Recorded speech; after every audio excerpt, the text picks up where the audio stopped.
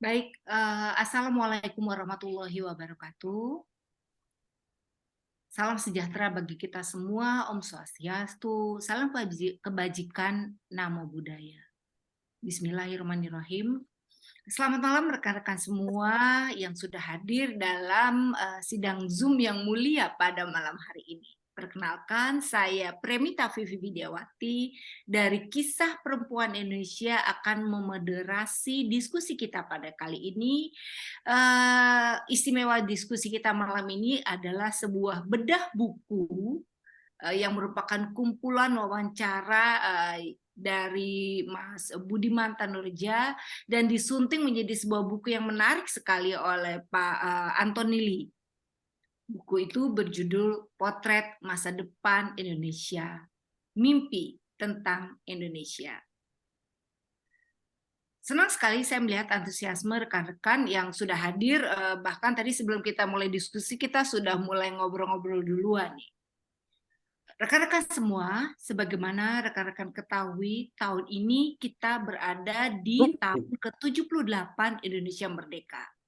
Tahun ini juga merupakan tahun ke-95 dari mimpi besar para pemuda Indonesia yang berkumpul di Gedung Sofia Jakarta, yang hingga hari ini mimpi itu kita peringati sebagai Sumpah Pemuda.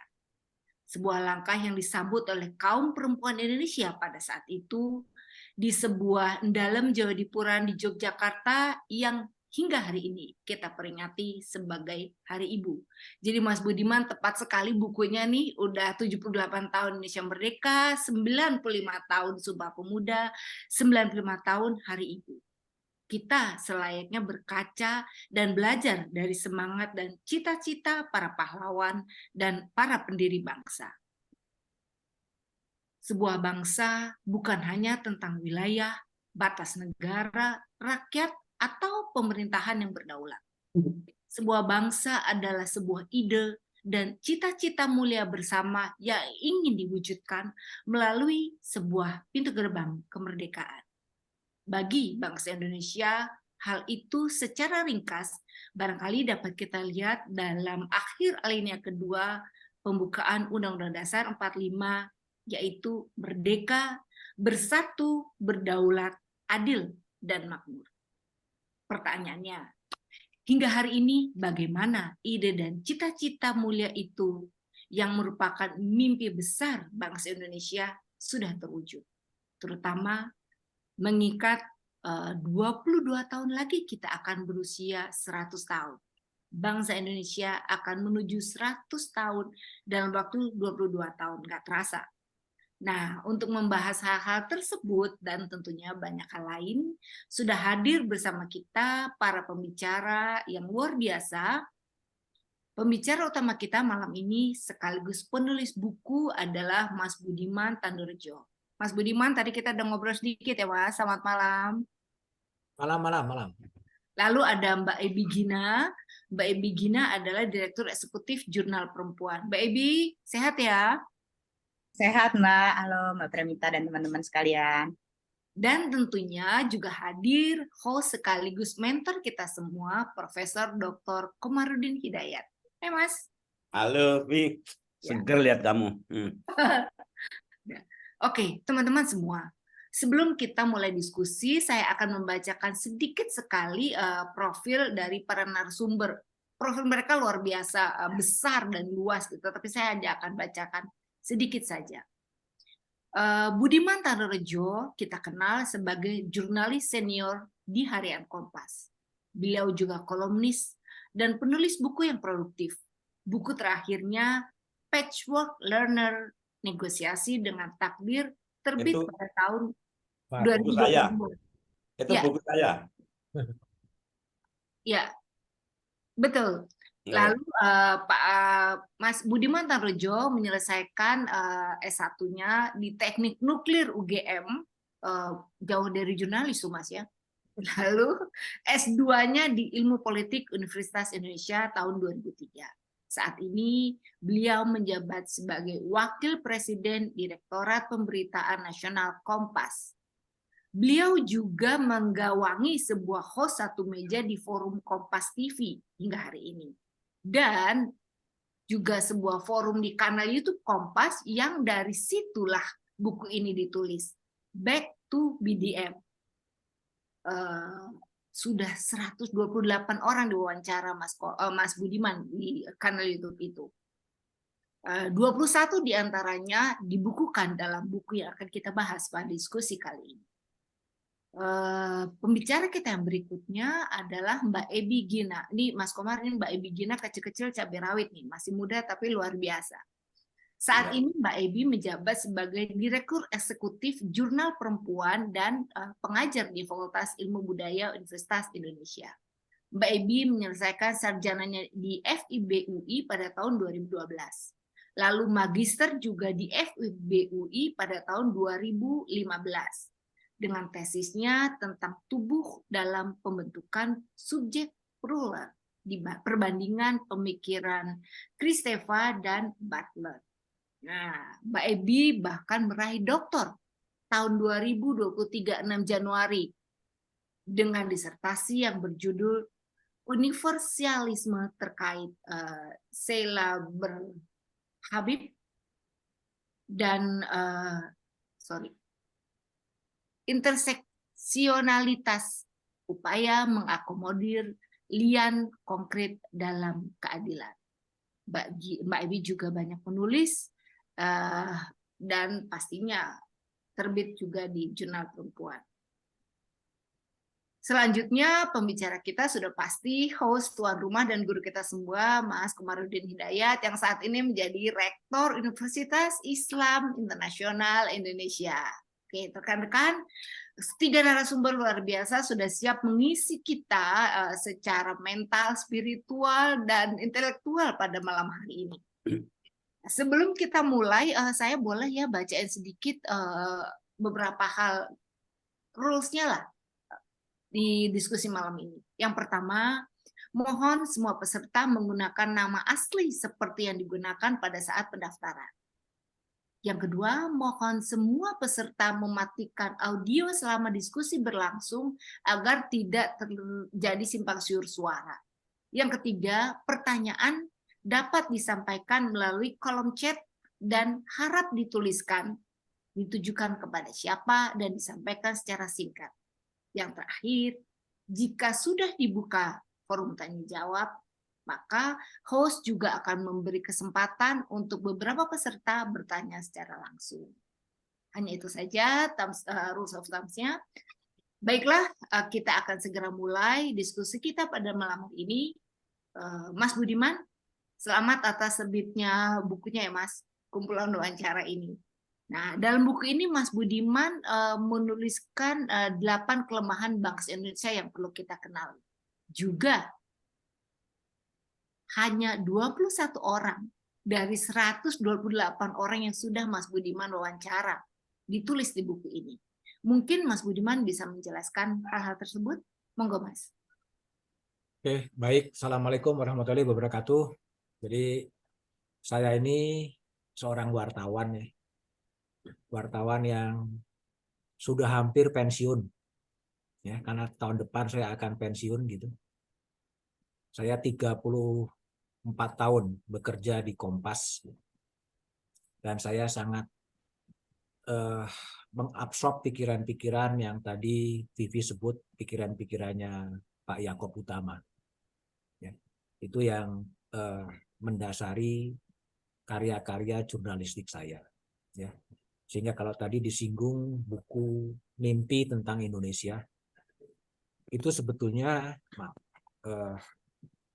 lanjutan sebetulnya. Saya menjadi penulis kolom di harian Kompas. Tiap Sabtu saya menulis kolom, dan kolom itu juga sudah saya bukukan. Sudah saya bukukan yang diberi pengantar oleh Prof. Asjumadi Asra ya, dan Romo Sindunata, dan diberikan epilog oleh Mas Sudirman Said. Buku itu berjudul Simpang Jalan. Ya, Simpang Jalan itu diberikan oleh editor di buku, juga Anthony Lee, ya seorang wartawan Kompas di situ, yang menggambarkan bahwa bangsa ini sedang berada di simpang jalan. Itu perjalanan mengapa buku itu kemudian terbit dengan nama Simpang Jalan. Dari situlah kemudian saya mencoba meloncat, mencoba mencari sebetulnya mimpi anak-anak muda atau tokoh-tokoh bangsa soal Indonesia itu seperti apa. Kalau kolom-kolom saya itu lebih bersifat sebuah, saya sering menyebutnya perziarahan jurnalistik. Kalau Sindu menyebutkan sebagai jurnalistik kaki, jurnalisme sikil. Saya bertemu dengan banyak orang di jalanan, bertemu dengan banyak kelompok-kelompok marginal, bertemu dengan berbagai kelompok masyarakat. Itulah yang kemudian saya tuliskan dalam kolom-kolom saya di Kompas, yang saya anggap pada waktu itu adalah memberikan early warning system. Sehingga saya mencoba untuk merefleksikan realitas-realitas sosial yang ada, dan kemudian mencoba memberikan peringatan dini, early warning system, bahwa sesuatu bisa terjadi kalau kemudian ini tidak dikelola. Early warning system adalah sebuah ungkapan di tajuk rencana Kompas ya pada tahun 78 gitu, ketika Pak Yakob pada waktu itu malari, dan kemudian pada waktu itu ditegur oleh Pak Mitro karena sikap kritis Kompas pada waktu itu, dan kemudian Pak Yakob menyebutkan bahwa media itu harus bisa menjadi early warning system, harus bisa menjadi pendeteksi kemungkinan-kemungkinan yang terjadi agar tidak terjadi pendadakan sosial. Ya, itulah yang kemudian saya pakai, nafas itu saya pakai dalam kolom-kolom saya dan mencoba menawarkan solusi. Dari situ berangkat, kemudian pandemi ya menghantam cukup dalam, dan kemudian saya melihat bahwa harus mengembangkan model jurnalisme yang berbeda. Nah, jurnalisme berbeda itulah kemudian saya kembangkan ya dengan menggunakan YouTube saya, ya, menggunakan Spotify saya untuk mengajak ngobrol, ya, mengajak ngobrol siapapun itu, siapapun orang itu, ya orang. Sehingga kalau di 128 orang sudah saya wawancarai, ya. Kalau membaca buku itu selalu ada apa namanya barcode gitu. Kalau itu di scan itu akan langsung lari ke YouTube, sehingga wawancara aslinya bisa dilihat seperti itu. Bentuknya berbeda, pasti berbeda, karena dalam percakapan-percakapan di YouTube menjadi sangat informal, kemudian itu harus diolah menjadi buku, lebih sesuai dengan buku. Tapi dalam buku itu, dalam semua wawancara-wawancara itu, selalu ada 4 pertanyaan, ya, 4 pertanyaan yang selalu sama. Ya. Yang pertama adalah, apa sih sebetulnya masalah bangsa ini? Ya, itu saya tanyakan kepada 128 orang. Ya, apa sih sebetulnya masalah bangsa ini? Itu yang selalu kemudian saya tanyakan kepada mereka. Dan jawabannya bisa berbeda-beda. Saya bertanya kepada seorang politisi, jawabannya bisa berbeda. Saya bertanya kepada seorang dosen, jawabannya bisa berbeda. Saya bertanya kepada seorang aktivis, jawabannya bisa berbeda. Saya bertanya kepada seorang bisnismen, jawabannya bisa berbeda. Itu yang pertanyaan saya, apa masalah bangsa ini? Yang kedua yang selalu saya bayangkan adalah sebetulnya, apa sih mimpimu soal Indonesia? Ya, Mas Ukidi adalah termasuk salah seorang yang pernah saya wawancarai, karena dia, judul ini juga diinspirasi oleh tulisannya Mas Ukidi soal Indonesian Dream. Ya, itu yang kemudian Mas Ukidi yang paling sistematis merumuskan soal mimpi tentang Indonesia. Ya.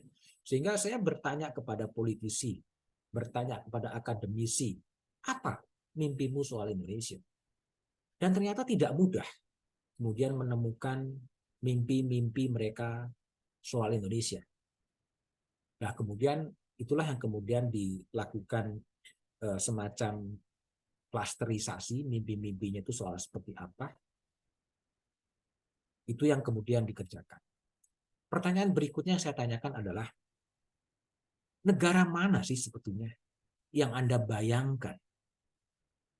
Yang Anda bayangkan menjadi negara ideal, ya, negara ideal yang dibayangkan oleh mereka. Banyak yang menyebut, dan rata-rata mayoritas yang saya tanya menyebutkan Scandinavian country sebagai negara idaman. Kalau kita melihat Scandinavian country sebagai negara idaman, adalah karena negara kesejahteraan yang kemudian diharapkan kepada mereka. Lalu ada yang juga menyebut Amerika, ada yang juga menyebut Jepang, ya, ada yang menyebut negara-negara lain. Tapi ada juga tidak bisa menyebut, ya Indonesia, apapun tidak bisa diperbandingkan kondisi sebuah negara dengan negara lain, ya menjadi Indonesia.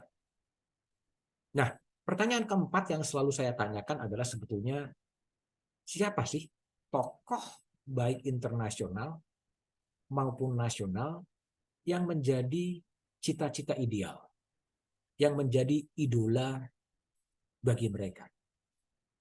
Ya. Nah, itulah banyak yang menyebutkan kemudian adalah model-model seperti Nelson Mandela di South Africa, ada yang menyebutkan Barack Obama di Amerika. Di dalam negeri banyak menyebut Soekarno dan Hatta. Tidak ada yang salah dengan sebutan-sebutan itu. Nah, apa yang saya tuangkan dalam 21 tulisan itu banyak lebih kepada pertimbangan-pertimbangan teknis, ya, pertimbangan teknis. Kalau digabungkan semua 121 terlalu tebal. Itu satu hal yang tidak mungkin dikerjakan. Lalu kemudian saya memilih 21 karena lebih kepada itu yang sudah tersedia di tengah ketersediaan waktu yang ada. Itulah yang kemudian saya tuangkan. Beruntung saya bisa mendapatkan seorang scholar Masukidi yang bisa merumuskan secara lebih detail, ya, Indonesian Dream itu seperti apa yang ada di buku itu. Itu memberikan ruang-ruang yang lebih mendalam bagaimana mimpi soal Indonesia. Nah, kenapa buku itu kemudian harus dibuat dan kemudian dijadikan sebuah buku? Tadi disebutkan bahwa Indonesia 2045 itu tinggal 22 tahun lagi. Ya, tinggal 22 tahun lagi. Kalau mau dipersempit lagi, nasib Jakarta, ya, nasib Jakarta itu harus diputuskan pada 17 Februari 2024 kalau mengikuti Undang-Undang IKN. Ya, karena 2 tahun setelah Undang-Undang IKN diputuskan, itu harus diputuskan nasib Jakarta. Tapi sampai sekarang juga kita tidak punya desain bagaimana Jakarta setelah IKN itu kemudian pergi. RPJPN yang disusun oleh pemerintah, saya melihatnya kadang-kadang menjadi kurang aspiratif. Ya, kurang aspiratif karena pendekatannya terlalu kuantitatif. Dalam sebuah diskusi buku, sebetulnya selalu muncul pertanyaan dari Mas Umam. Saya selalu menanyakan dengan kalimat, apa sih yang menghambat bangsa ini kok begini saja? Itu pertanyaan selalu muncul dari saya kepada mereka. Begini saja, itu sebetulnya ada sebuah kecemasan pada diri saya. Kalau kemudian kita akan lari kepada Indonesia 2045, yang artinya 23 tahun lagi, itu akan bukan 23 tahun lagi, itu sangat tergantung kepada generasi kita di tahun 2023. Tergantung kepada orang-orang yang berada di TK, SD, SMP, dan SMA. Yang jumlahnya adalah sekarang ini adalah 44,19 juta. orang yang sedang sekolah di TK, SD, SMP, dan SMA. Tapi dari data itu, kalau saya merujuk kepada data di BPS, yang lulus SMA 3,6 juta. Ya. Yang melanjutkan ke perguruan tinggi 1,3 juta. Ya. Nah, dalam posisi yang seperti itu, bagaimana kemudian Indonesia ini bisa meloncat ke 2045 dengan tantangan-tantangan yang disebutkan, ada problem digitalisasi, ada problem robot, ada problem artificial intelligence, ya, itu yang kemudian muncul. Dalam kondisi pendidikan kita yang seperti itu, bagaimana kemudian kita bisa mengatasi isu-isu global yang juga muncul di buku itu soal climate change, soal kehancuran lingkungan, dan lain sebagainya. Nah, kalau lihat kita dari angkatan kerja yang ada, ya, 55,43% angkatan kerja kita tuh lulusan SMP. Ya. Lalu kemudian 39,10% itu didominasi oleh tamatan SD. IQ orang Indonesia rata-rata 78, menjadi sangat rendah. Lalu guru yang bersertifikat itu hanya sekitar 50%. 302 kecamatan itu belum ada SMP dan madrasah sanawiyah. Dan banyak sekali ada gap yang luar biasa antara situasi di Indonesia. Based on dari kondisi yang seperti itu, sebetulnya bagaimana kita akan membawa kepada Indonesia 2045? Itu adalah pertanyaan-pertanyaan yang saya sebetulnya mau memprovokasi. Sebetulnya kalau dikaitkan dengan konteks pemilu 2024. Sebetulnya saya sih ingin agar ada sebuah agenda perdebatan para politisi, para calon presiden untuk mengatasi problem-problem itu. Sehingga bukan maunya presiden akan begini, akan begitu, tetapi dia harus melangkah menjawab persoalan-persoalan real yang ada di bangsa ini. Nah, yang menarik dari temuan itu adalah, bagi saya, dari yang 21 ya, adalah mayoritas dari aktivis-aktivis NGO itu membayangkan negara yang menjadi idaman adalah Scandinavian country. Ya, itu satu hal. Kalau kita mencoba membuat coding dari temuan-temuan itu, meskipun belum sepenuhnya selesai, mayoritas aktivis-aktivis di Indonesia itu mengidolakan Scandinavian country, negara kesejahteraan sebagai negara idaman. Ya. Mayoritas dari aktivis-aktivis di Indonesia mengidolakan sosok seperti Nelson Mandela sebagai sosok yang kemudian mereka idolakan. Ya. Businessman, meskipun belum terlalu banyak, nanti akan di buku yang kedua. Ya, buku yang kedua akan menggambarkan adalah sosok-sosok pemikiran-pemikiran seperti Pak Harto. Itu adalah sosok-sosok yang merupakan mereka idolakan karena adalah political stability yang kemudian ada di sana. Ya. Nah, dosen dan hakim punya pemikiran-pemikiran sendiri dalam buku itu. Tapi intinya adalah, poin yang mau disampaikan adalah, dengan buku itu saya sih sebetulnya berharap bahwa apa yang juga dibantu oleh Mas Sukidi merumuskan soal Indonesian Dream of diversity, ya, dream of divinity, dream of togetherness, dream of freedom, dream of humanity, dream of unity, dream of justice, dream of equality, dream of welfare, dream of democracy. Itu bisa menjadi mimpi bersama Indonesia di 2045. Dari banyak hal itu, ya itulah yang kemudian muncul.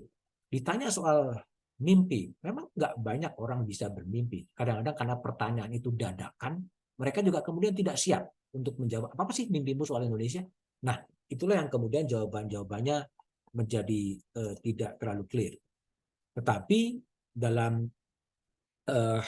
bagi saya adalah ketika kemudian melihat dan mewawancari banyak tokoh, saya bisa menangkap sebetulnya bahwa tokoh-tokoh mana atau orang-orang mana yang memang mempunyai pengetahuan yang begitu luas dan bisa menjawab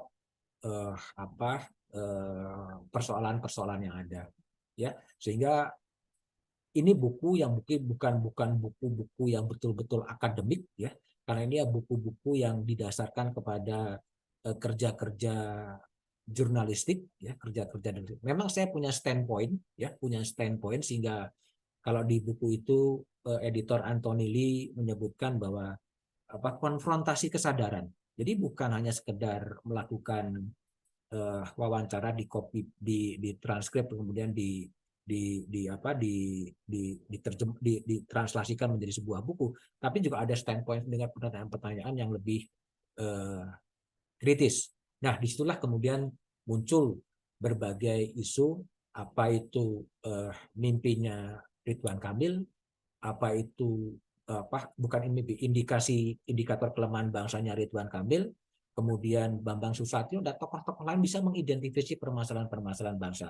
Saya sih berharap ketika 128 ini bisa selesai semuanya, itu akan ada sebuah peta, ya, peta sebetulnya permasalahan bangsa ini seperti apa, dan sebuah peta bagaimana mimpi Indonesia 2045 seperti apa. Apakah mimpinya berbeda-beda?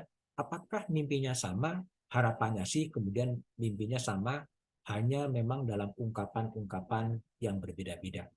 Nah, saya mengakhiri, Mbak Vivi, pengantarnya, nanti kita bisa diskusi lebih jauh, ya.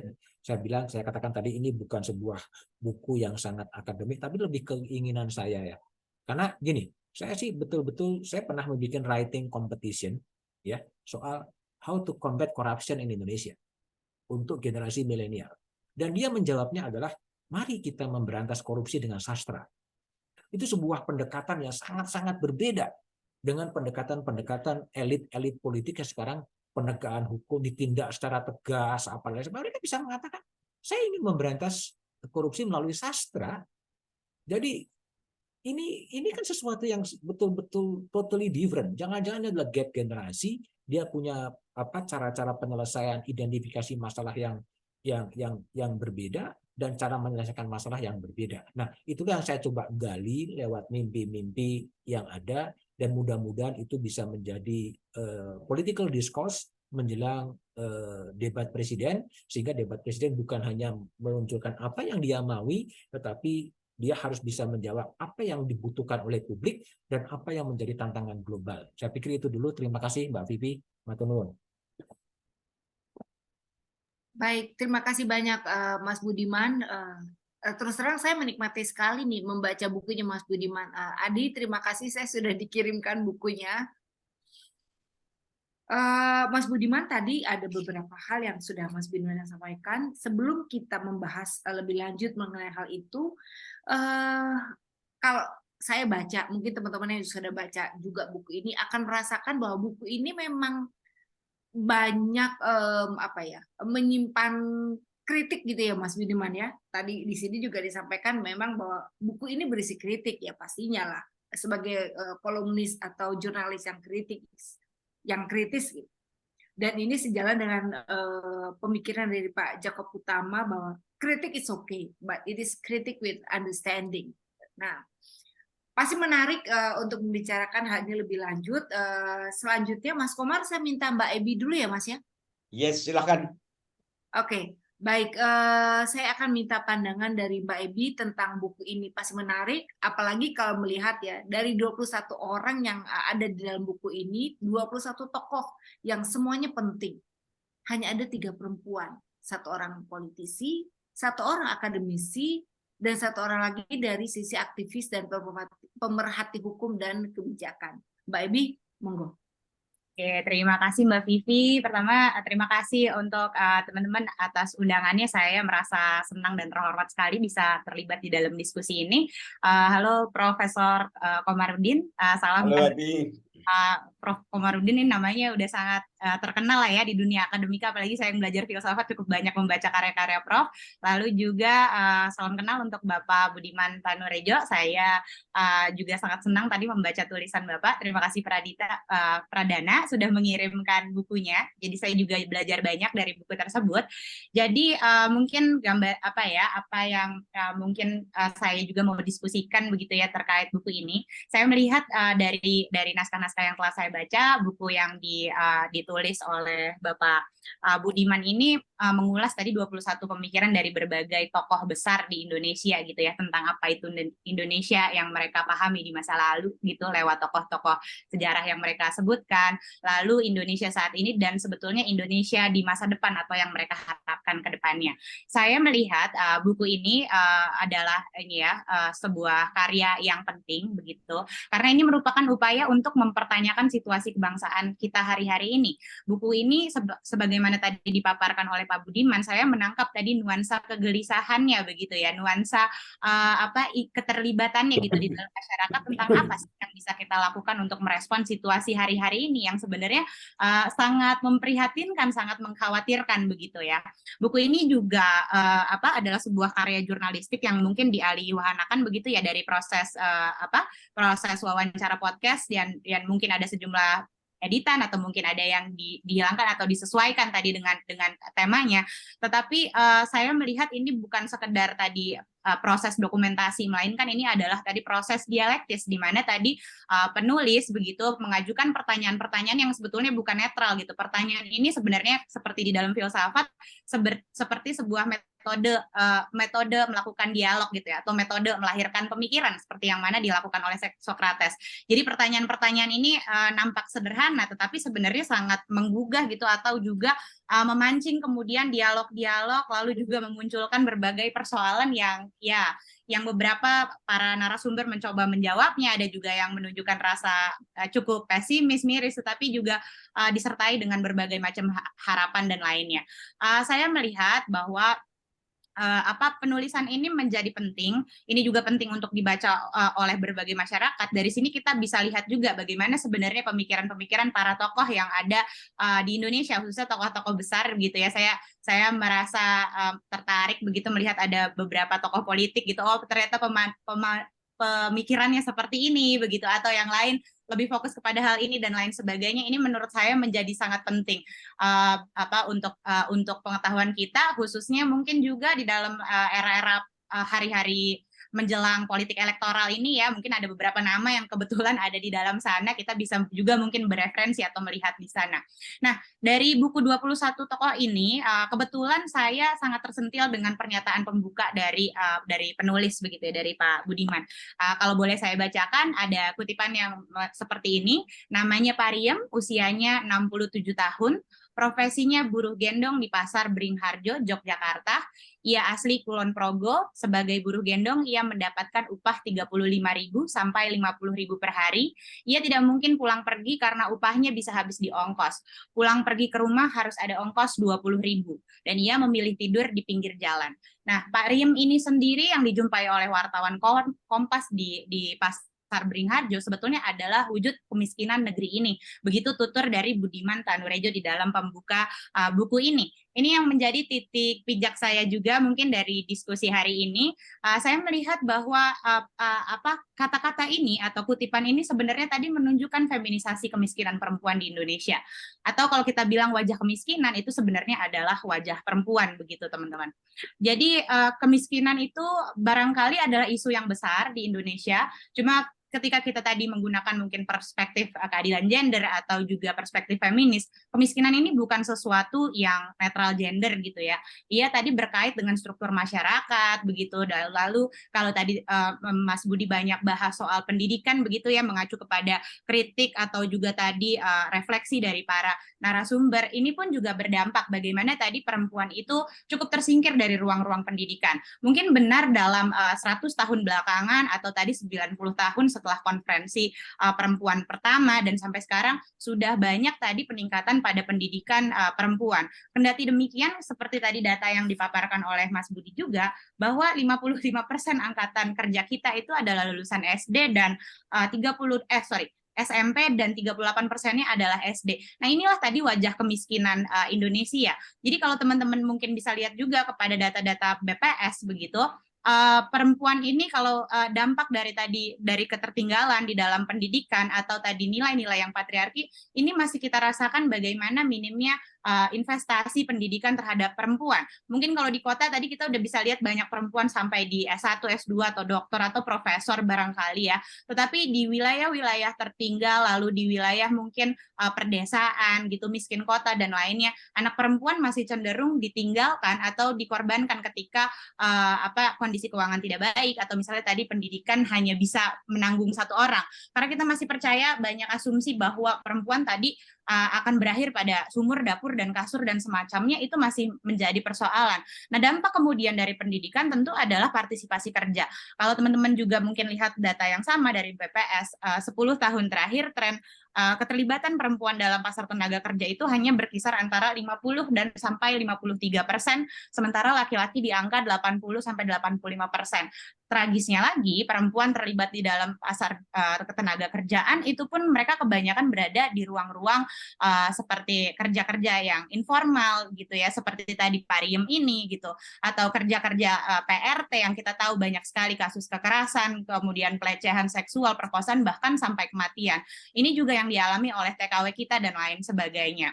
Nah, jika kita lihat tadi di data partisipasi, ini juga tadi berarti masih bersoal, dan yang lainnya tadi kita akan melihat juga tadi bahwa tadi wajah Pariem yang tadi dipaparkan atau menjadi titik mula narasi dari penulisan ini juga bukan hanya dialami oleh dia sebagai pedagang informal begitu, tapi ini dialami juga oleh perempuan nelayan, ini dialami oleh perempuan miskin kota, ini dialami juga oleh banyak kelompok lainnya. Dan yang jadi persoalan adalah ketika kita bicara tadi misalnya tentang kemiskinan, kita cenderung tadi melihat ini sebagai isu yang seragam tanpa melihat tadi ada persoalan yang berbeda, ada persoalan gender juga yang seringkali luput dari analisa-analisa kita ketika kita bicara soal kebangsaan begitu. Nah, yang lainnya lagi saya pikir kita tadi di dalam buku ini gitu beberapa penulis sudah sebut juga soal apakah itu kemiskinan atau tadi ada kelompok marginal, karena memang sebetulnya semangat dari buku ini juga menyuarakan bagaimana tadi posisi yang marginal ini bisa diperdengarkan atau bisa diakomodasi supaya dia menikmati juga yang disebut sebagai keadilan sosial. Kendati demikian, kita bisa lihat bahwa perlu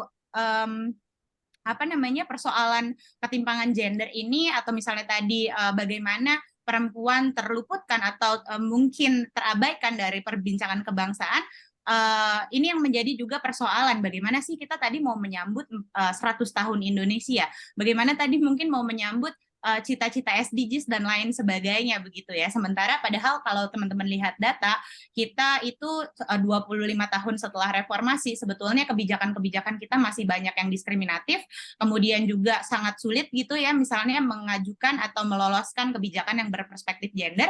Katakan saja kemarin ada RUU TPKS yang dimention oleh Ibu Sulis dan juga Mbak Bivitri, lalu juga sulitnya mungkin pada masa kini untuk mendorong pengesahan RUU PRT atau pekerja rumah tangga dan berbagai isu lainnya. Ini menunjukkan tadi kebangsaan kita sebetulnya masih mengeksklusi juga persoalan tadi gender begitu ya. Lalu kalau kita lihat juga tadi kita akan tentunya sangat sulit mencapai tadi Indonesia emas atau Indonesia yang dimimpikan dan lain sebagainya.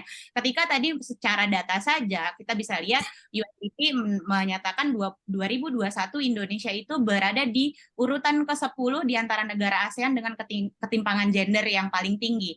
Lalu di tahun 2023 di indeks ASEAN juga kita berada di posisi ke-8 gitu, di mana negara dalam hal kemampuan hukum negara ASEAN dalam menjamin kesetaraan gender.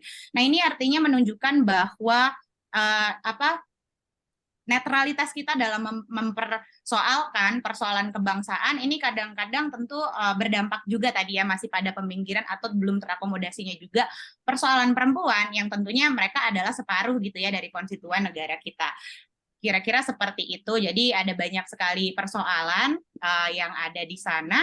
Lalu kalau tadi kita bicara tentang mimpi Indonesia, saya rasa juga kita penting untuk bicara soal partisipasi politik perempuan begitu ya.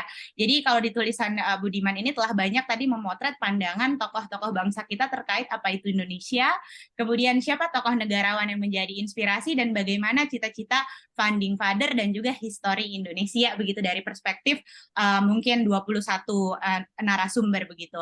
Saya mendapatkan gambaran yang cukup jelas tentang berbagai cita-cita luhur dan kerja keras pendiri bangsa.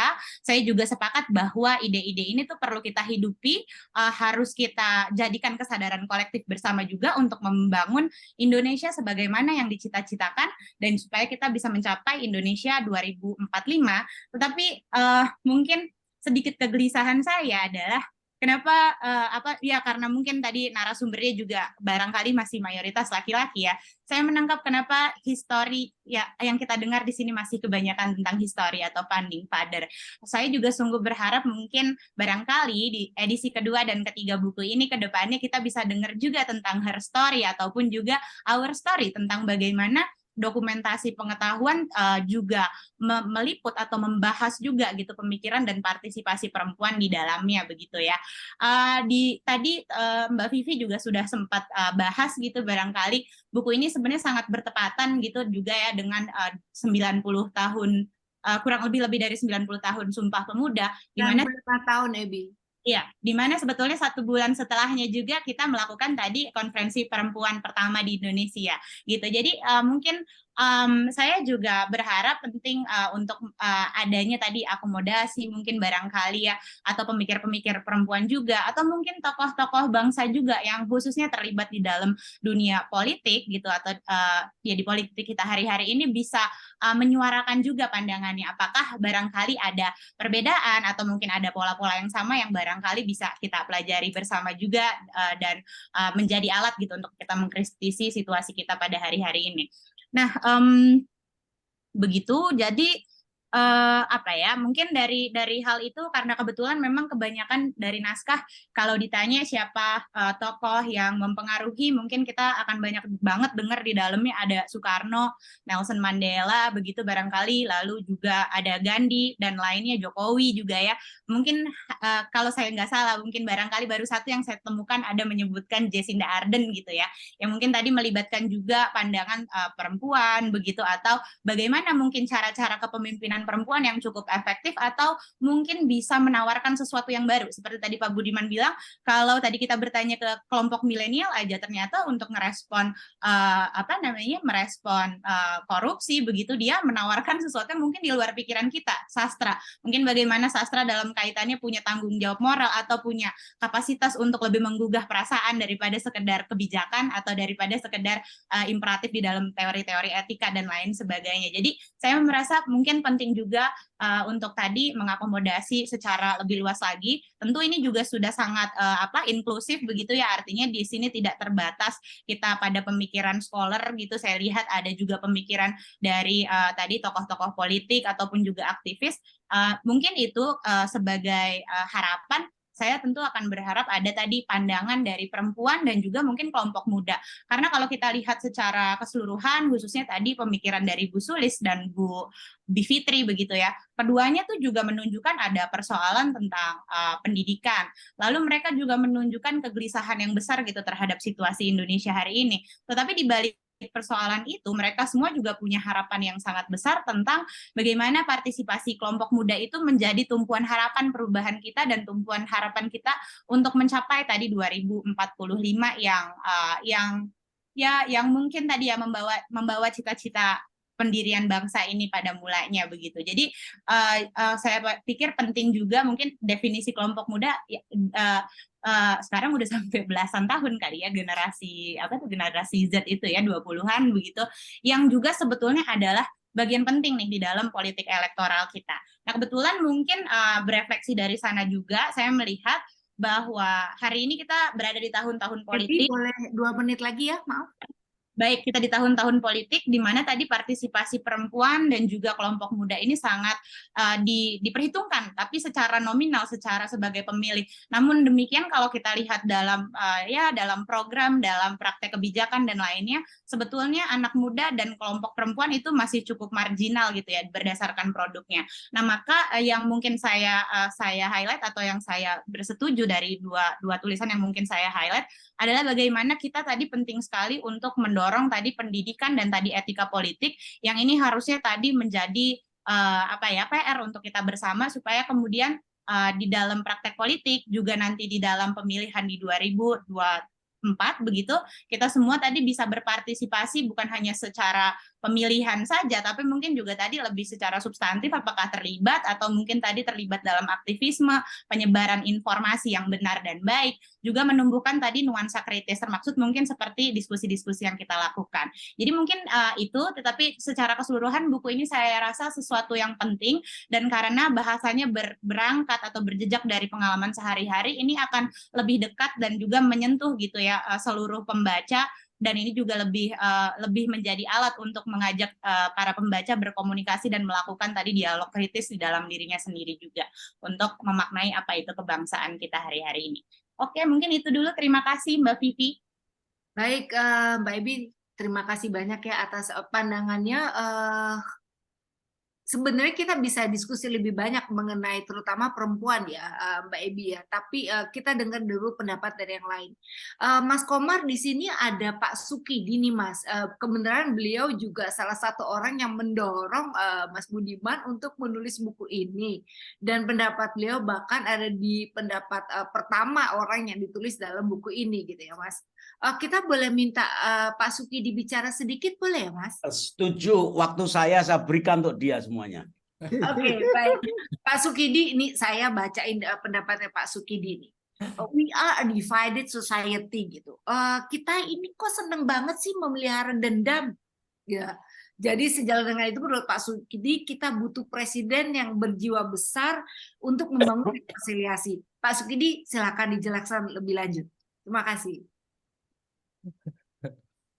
Terima kasih Mbak Premita.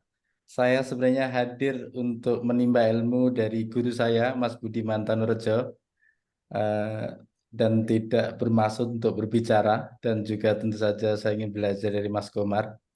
Pertama, saya mengaturkan congratulations on your book, Mas Budiman.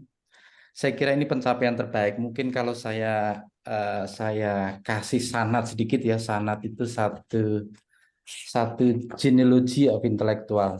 Mas Budiman ini adalah mewarisi tradisi jurnalisme Pak Yaakob. Salah satu ciri utama dari tradisi jurnalisme Pak Yaakob adalah jurnalisme yang didedikasikan untuk Indonesia yang diimpikan oleh para pendiri Republik ini. Itu sebabnya selalu saja Pak Yaakob bergulat dengan reinventing Indonesia. Jadi ada kegelisahan itu selalu disandarkan pada realitas sosial, tapi juga refleksi terhadap nilai, terhadap bacaan dan seterusnya.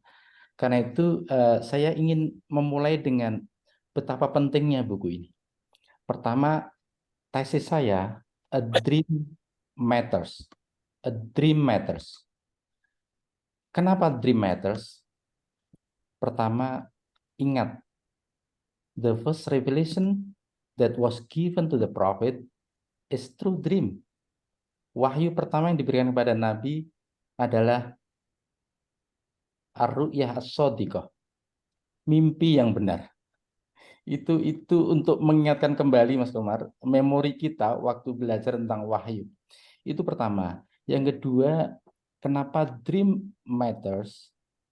Lihatlah bagaimana ketika salah satu tokoh sentral yang begitu dikagumi oleh Pak Yaakob bernama Max Weber itu mengajukan tesis yang ia sebut sebagai belief matters. Belief matters. Belief matters dalam konteks tradisi Amerika adalah belief in the double edge of predestination. Keyakinan pada predestinasi ganda di kalangan Calvinis itu membuat Amerika menjadi negara yang besar sekali. Predestinasi ganda ini adalah di kalangan Calvinis, mereka mengalami satu situasi ketidakpastian teologis. Whether the Calvinists belong to the saved and then they go to paradise, or whether they belong to the damned, so they go to hell. Ini ketidakpastian teologis karena di kalangan Calvinis, Tuhan dalam tradisi Calvinis begitu jauh. Begitu jauh. Bagaimana untuk menghadapi satu ketidakpastian teologis adalah dengan bekerja keras demi pemuliaan Tuhan. Karena itu mereka yang bekerja keras untuk memuliakan Tuhan dan sukses di dunia sini, this worldly success, itu pertanda sign of God blessing. Pertanda Tuhan itu memberkati mereka. Jadi ini yang disebut oleh Weber sebagai the spirit, the Protestant ethic and the spirit of capitalism. Kalau kita lihat kembali Mas Komar, bagaimana Tocqueville menulis Demokrasi in Amerika. Tentu saja banyak yang bisa kita ceritakan dari testimoni dari Tocqueville. Tapi satu hal yang jarang sekali orang ketahui tentang catatan Tocqueville. Tocqueville itu kaget. Kagetnya adalah saya baru menemukan satu masyarakat di mana orang-orang itu begitu cinta pada uang melebihi dari orang-orang di dunia lain. Itu testimoni Tocqueville untuk menunjukkan bahwa hard work, hard ethic, disiplin dan seterusnya untuk mencapai sukses itu menjadi ciri khas dari apa yang oleh Weber sebut sebagai the Protestant ethic. Itu kedua. Ketiga yang terakhir adalah apa yang selalu dirujuk oleh Pak Yakob dan juga Mas Budiman, culture matters. Culture matters. Budaya itu berperan penting terhadap kesuksesan satu bangsa.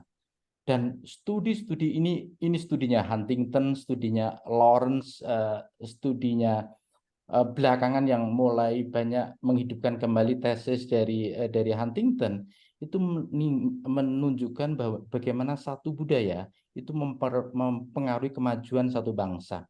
Karena itu saya seringkali merujuk bahwa budaya kita itu adalah a soft culture, budaya yang lembek, yang permisif terhadap berbagai penyimpangan moral, yang tidak punya ketegasan terhadap berbagai penyimpangan moral, sehingga kita menjadi bangsa yang corrupt nation.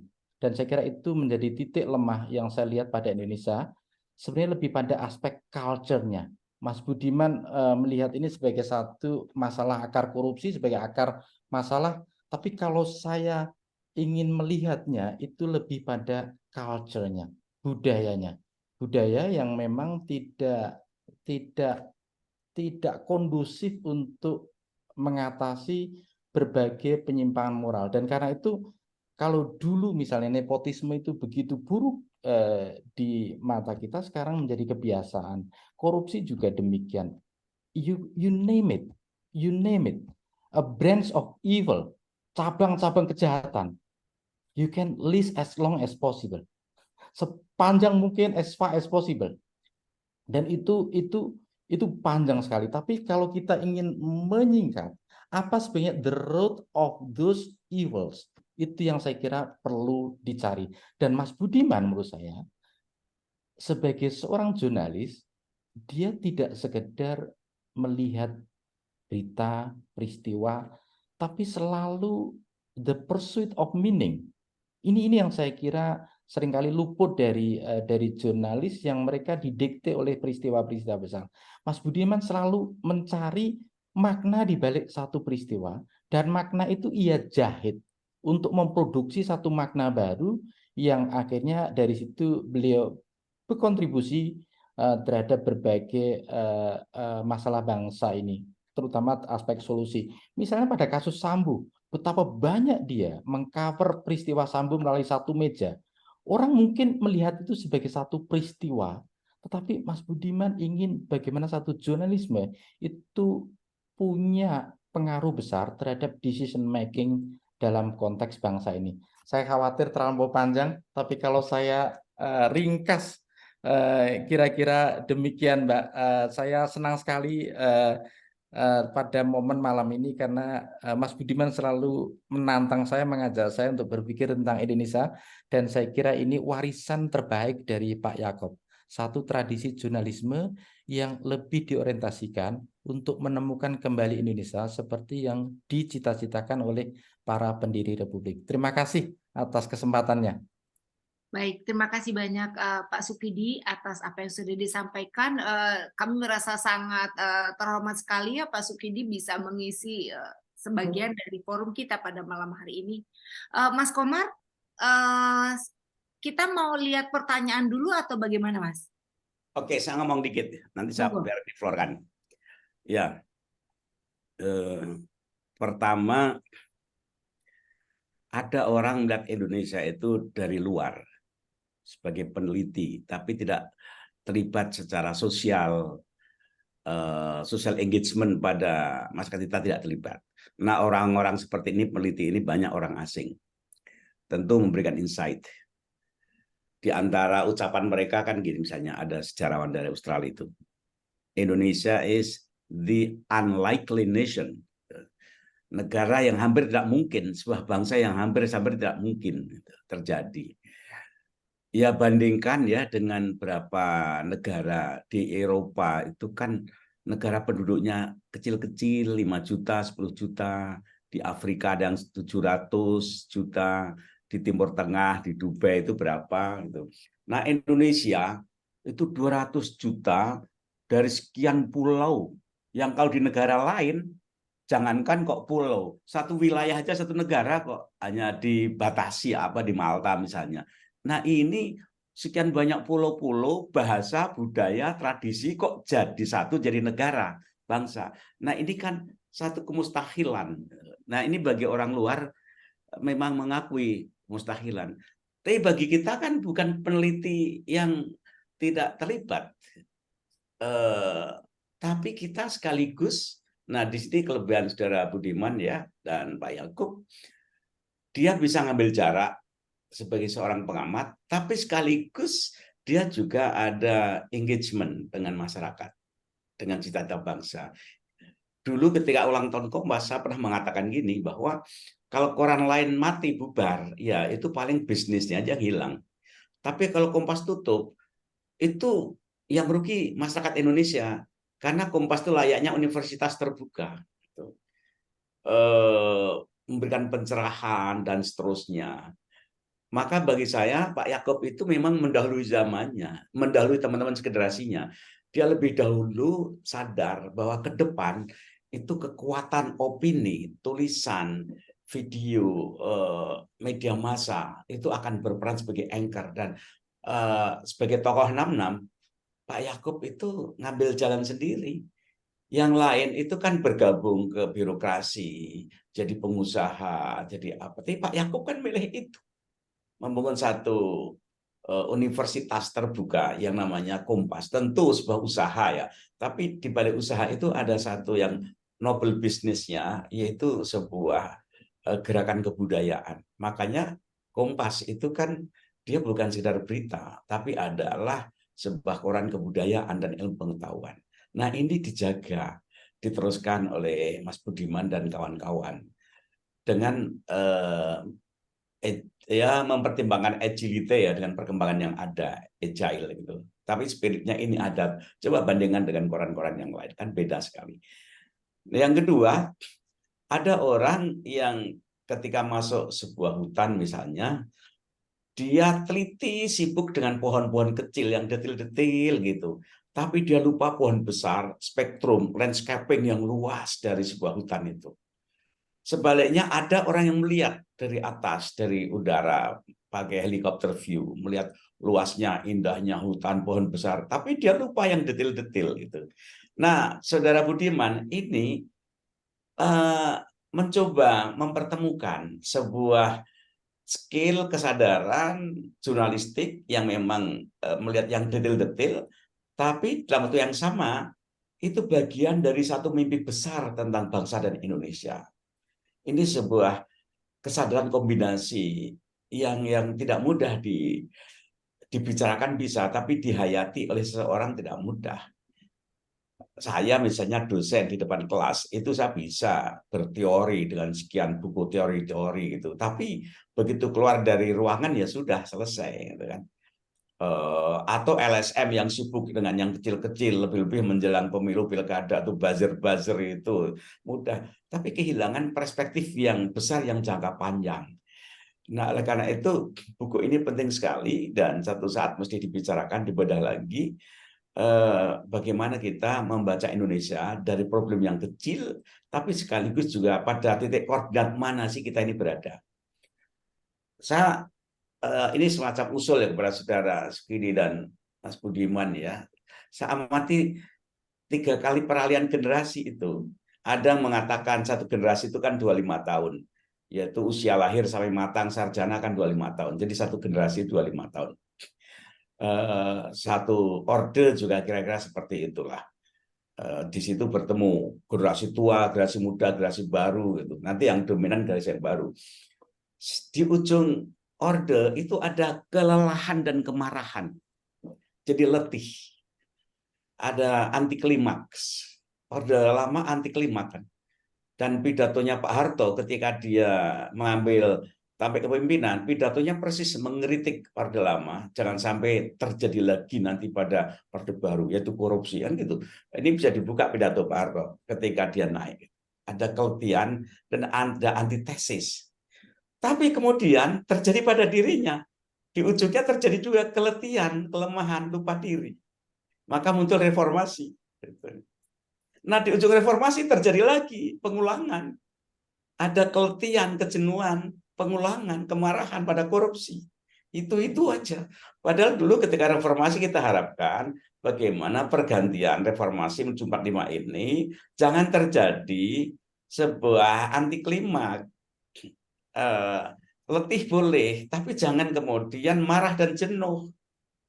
Tapi ini kan sinyal-sinyalnya mulai kelelahan. Dalam situasi kelelahan biasanya nanti yang fading away generation itu berakhir, nanti ganti yang baru. Ketika orde baru, yang baru-baru itu kan generasi umur 35-40 kan yang tampil. Nah, sekarang juga seperti itu. Orang seperti saya itu sungguhnya sudah old crack, itu sudah jangan ikut-ikut main-main. Jangan kayak ini ada handphone casing baru, casingnya yang baru, tapi softwarenya lama kan. Itu kan nggak benar gitu. Jadi silahkanlah, maka tadi kan ada yang memimpikan Mandela, kemudian welfare state Finlandia, itu kan sebuah perkembangan yang tidak dengan kemarahan, dengan amuk. Gitu. Bagaimana kita ke arah sana? Jadi mungkin pengamatan sekilas saya itu perlu juga dikaji lebih dalam oleh Mas Budiman. Bagaimana 3 kali terjadi generasi, ujungnya mengapa terjadi kelelahan dan kemarahan. Gitu. Dan sekarang ini juga ada tanda-tanda kemarahan, kelemahan, anti klimaks. Kalau ini tidak diselamatkan, itu pengulangan aja nanti dari ujung orde lama, ujung orde baru, ujung reformasi terjadi pengulangan lagi dan lelah sekali, mahal sekali perkembangan perjalanan bangsa ini. Saya rasa begitu, Vi, dari saya. Baik, terima kasih banyak Mas Komar. Mas Budiman dan Pak Sukidi, barangkali saya minta tanggapannya apa yang barusan disampaikan oleh Mas Komar nih.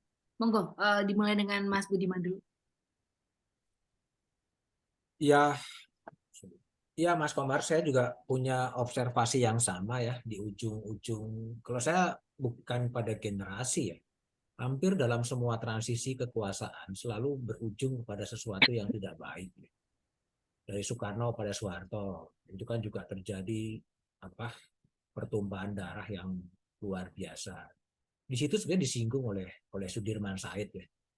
Sudirman Said mengatakan bahwa ada sindrom Ken Arok gitu, yang selalu terjadi hal-hal yang demikian dari orde lama ke orde baru, dari orde baru ke reformasi dengan terjadi tragedi Mei dan lain sebagainya. Sekarang reformasi pun kembali ada arus balik ya, arus balik lagi kepada Orde Baru ya, yang tadi yang disinggung soal nepotisme dan lain sebagainya kan kemudian muncul, dan ada kejengkelan publik terhadap yang ada sekarang gitu. Nah, itu juga sesuatu yang diobserv gitu.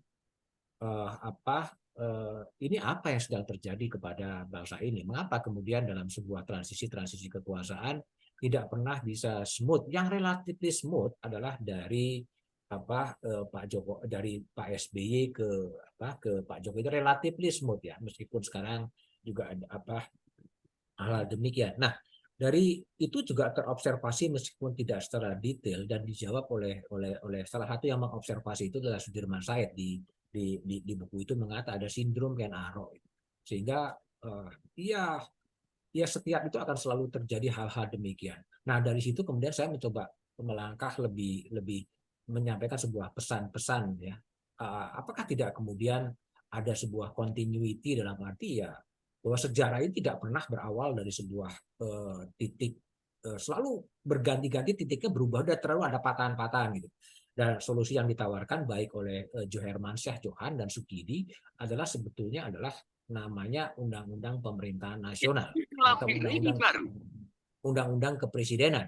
Itulah yang selama ini tidak ada. Ketika ada undang-undang semua lembaga negara, Undang-Undang Mahkamah Konstitusi, Undang-Undang Kekuasaan Kehakiman, Undang-Undang Pemerintahan Daerah, Undang-Undang MD3, yang tidak ada adalah Undang-Undang Kepresidenan atau Undang-Undang Sistem Pemerintahan Nasional. Nah, tapi apakah itu menjadi sebuah solusi ya, solusi atas permasalahan bangsa yang ada untuk berkaitan dengan transisi kekuasaan? Jangan-jangan perlu dipikirkan ya. Pasalnya adalah dulu ketika reformasi di tahun 98, ketika orang mendesain soal undang-undang, soal sistem politik, undang-undang lain sebagainya, undang-undang keormasan, seakan-akan reformasi ini sudah menjadi kemenangan dan kemudian tidak mengerjakan PR-nya, ya, sehingga gagasan soal undang-undang kepresidenan sekarang kemudian itu menjadi hilang dan tenggelam. Dan sekarang lagi kemudian mau bagaimana ketika itu transisi akan kekuasaan itu, kalau pendekatannya lebih dari sisi lebih sekali pada legalistik. Tapi jangan-jangan itu perlu juga dilakukan hal-hal yang berkaitan dengan perlu aturan-aturan ke situ. Nah, ini yang tadi memang ada apakah ini buku ini akan menawarkan sebuah solusi yang sifatnya tunggal? Ya enggak juga, tapi dari mengobservasi persoalan-persoalan yang ada, kemudian solusinya mau jadi seperti apa? Solusinya pun bisa akan banyak gitu. Nah, inilah yang menjadi esensi dari buku itu. Betul, ini adalah buku yang berawal dari sebuah kegelisahan, ya, bukan ingin kemudian juga menjadikan satu resep yang sama, karena memang ketika ditanya apa sih negara idamanmu, dia bilang ya nggak bisa juga, tidak ada apple to apple, tidak mungkin membandingkan Indonesia dengan Singapura, negara yang kecil. Ini negara archipelago, negara kepulauan dengan banyak pulau, tidak mungkin jadi dengan negara daratan. Mereka juga sadar itu. Tetapi lebih kepada keinginan untuk menemukan negara ideal. Negara yang diidealkan oleh para narasumber yang hadir itu adalah seperti apa. Itu yang mau saya coba cari itu. Bahwa tadi ada Mbak Abigina mengatakan ada gender yang belum iya, itu iya, tapi as a matter of what, itu yang terjadi, sehingga ada dalam buku-buku berikutnya nanti akan lebih ada gender ada perspektif gender, dan ada lebih muda-muda yang mungkin akan memberikan gambaran yang sedikit berbeda lagi dengan generasi saya yang lebih ke arah baby boomer. Nah, itulah respon atas pertanyaan Mas Komar dan ada sebagian yang ada di chat. Thank you.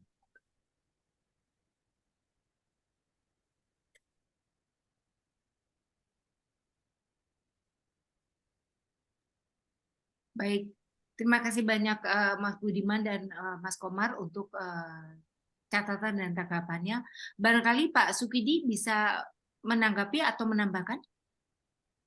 Saya kira Mas Komar ini langsung memberikan pertanyaan yang terlampau berat itu. Kita semua ya Pak Sukidi ya. Iya, saya kira pertama begini Mas Komar. Saya teringat pada pidato Martin Luther King tahun 1963 di Washington, dan pidato itu begitu menggema dan menginspirasi generasi sesudahnya sampai hari ini. Pidato itu antara lain berbunyi, I have a dream that my 4 little children will one day live in a nation where they will not be judged by the color of their skin, but by the content of their character. Nah, ini buat saya menjawab esensi masalah yang kita hadapi.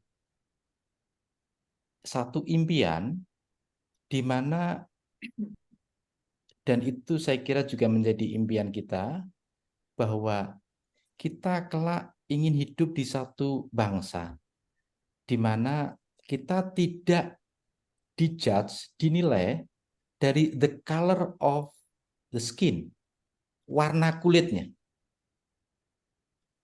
but by the content of the character. Tapi dari content of character. Tentu content of character ini memiliki makna yang cukup besar. Ini terkait dengan moral karakter, terkait dengan integritas, terkait dengan honesty, terkait dengan akhlak, moral, dan seterusnya. Nah, ini yang saya melihat, Mas Komar, kenapa transisi dari satu periode kekuasaan ke periode kekuasaan lain itu mengalami satu peristiwa yang tidak begitu mengenakan, karena the manner of society kita, the manner of government kita itu memang cukup tidak begitu menggembirakan. Tidak begitu menggembirakan. Beda dengan tradisi Amerika. Meskipun kita melihat bahwa Trump itu memporak-porandakan tradisi Amerika yang cukup lama berjalan, tapi sebelum tradisi Trump yang akhirnya mengalami skandal itu, Amerika itu punya tradisi bahwa setiap relief kekuasaan itu selalu berjalan mulus dan memberikan respek kepada presiden yang sudah selesai menunaikan jabatannya. Nah, sebenarnya aspek itu Amerika sebelum Trump itu bisa tetap menjadi satu model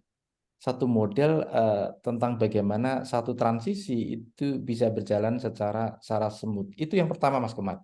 Yang kedua, yang tak kalah pentingnya, saya tidak melihat bahwa ada keseriusan di kalangan pemimpin untuk memajukan republik ini. Itu terefleksikan pada bagaimana republik ini dikendalikan tanpa prinsip dasar meritokrasi itu sendiri. Meritokrasi itu nyaris tidak bekerja dengan baik di republik ini. Padahal kalau kita menengok tetangga kita, Lee Kuan Yew sudah sejak awal mendesain Singapura sebagai negara dengan prinsip dasar meritokrasi. Kalau kita menyimak kembali misalnya buku terbaru dari Michael Sandel, profesor dan filsuf di Harvard, Michael Sandel itu memberikan kuliah tentang keadilan. Tapi satu hal yang saya ingat dari Michael Sandel adalah teorinya bagaimana Thomas Jefferson dan kawan-kawan melihat diri mereka sebagai man of merit. Dan prinsip meritokrasi ini menjadi penting sekali di Republik awal Amerika ketika para pendirinya sedang mendesain Amerika. Nah, saya tidak melihat itu punya kelanjutan di mana ketika Soekarno, Hatta, dan kawan-kawan ini seorang elit, dan mereka kalau kita lihat kembali pikiran-pikirannya Mas Budiman dan Mas Komar, mereka bayangin mereka ini tidak menengok medieval conception of state. Tapi mereka membaca Locke, membaca Jefferson, membaca pikiran-pikiran, dan bayangan mereka tentang negara adalah negara modern yang sejahtera dan seterusnya. Nah, itu buat saya menunjukkan bahwa ini tidak berlanjut dalam perkembangan nation state kita ke depan. Pola dasarnya, arsitek dasarnya itu sudah diletakkan oleh para pendiri bangsa, tapi saya ragu bahwa para pemimpin sekarang itu membaca pikiran-pikiran mereka. Saya ragu sekali. Saya ragu sekali bahwa para pemimpin sekarang itu membaca pikiran-pikiran Soekarno. Kalau membaca pasti punya satu prinsip dasar bahwa impian kesejahteraan bersama, the dream of welfare itu, co-prosperity, itu mestinya menjadi panduan untuk mengelola republik ini. Tapi apa yang terjadi? Tidak sama sekali. 78 tahun kita merdeka, yang terjadi adalah rising inequality, ketimpangan yang terus naik. Ketimpangan yang terus naik itu menandakan pertama, kesejahteraan tidak merata seperti impian Soekarno. Co-prosperity itu tidak terjadi. Kesejahteraan hanya milik segelintir orang, sementara rakyat kebanyakan seperti Mbak Abi sebut tadi, itu saya kira mencerminkan kesejahteraan yang timpang, kesejahteraan yang membuat ketimpangan yang membuat masyarakat kita itu terbelah, tidak lagi political division, tetapi economic division. Bayangin dalam economic division kita punya sekelompok elit di atas yang bisa menikmati akses kesehatan, best lifestyle, pendidikan yang bagus, tetapi mayoritas kita rentan hidup miskin. Dan paling bawah itu adalah hidup di bawah garis kemiskinan. Nah, ini division divided society in term of economic. Nah, itu membahayakan sekali. Karena apa? Karena ketimpangan yang terus naik ini bisa membunuh kemanusiaan. Bisa membunuh kemanusiaan. Itu temuan terbaru dari laporan Oxfam itu.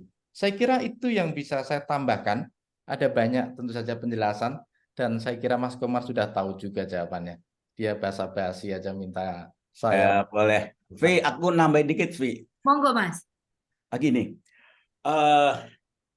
ketika di ujung Orde Baru itu state building udah dimulai, state building, bukan nation building tapi state building. Kemudian identitas primordial itu sudah agak ke pinggir ya, Islam misalnya. Tapi ketika kemudian dibuka demokrasi liberal, ini membuka peluang mengkapitalisasi identitas primordial, sehingga kemudian simbol-simbol keagamaan yang satu sisi itu sesungguhnya produk manipulasi, sisi lain kemudian juga membuka ruang panggung bagi paham-paham para aktivis-aktivis penceramah agama yang dia tidak paham modern nation state of Indonesia. Sehingga kemudian wacana keagamaan itu seakan-akan menjadi counter dari state building.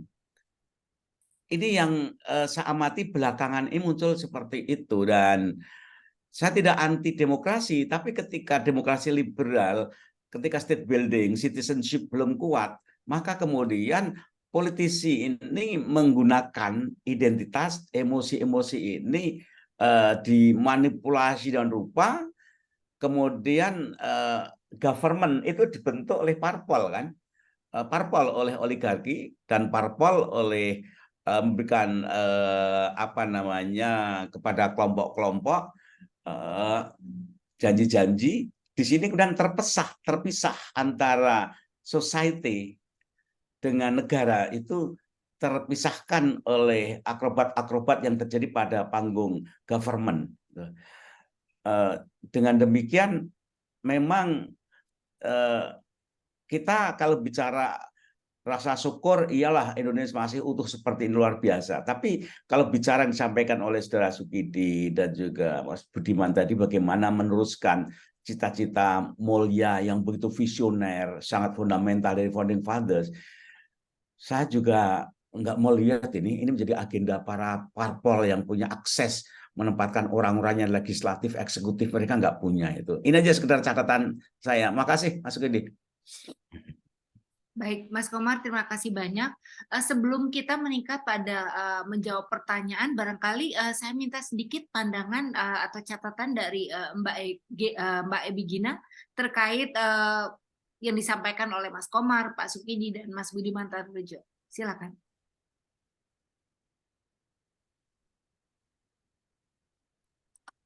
Ini akan menarik melihat perspektif atau persepsi dari seorang Abi Gina yang tidak hanya anak muda tapi juga perempuan yang aktif berbicara dari sisi gender dan terutama perspektif perempuan ya. Monggo.